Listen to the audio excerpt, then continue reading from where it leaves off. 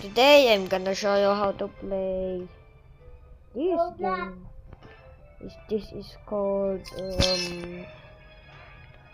Punch Wall for Brain Rots.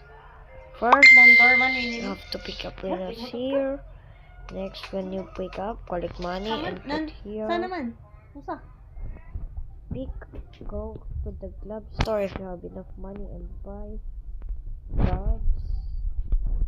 Just put it here and upgrade your punching and you go punch this. Okay, punch this, just like that.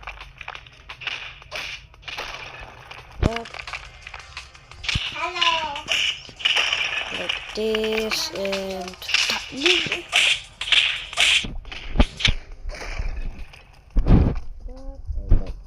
oh, somebody joined. Maybe one of my friends. Okay. Skip punching this.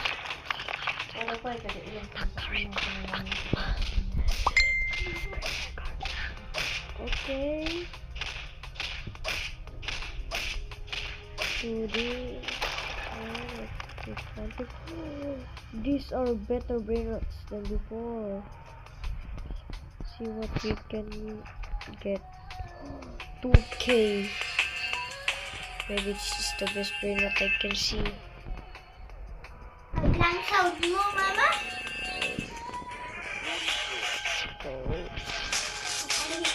Let's go run faster. Go fast.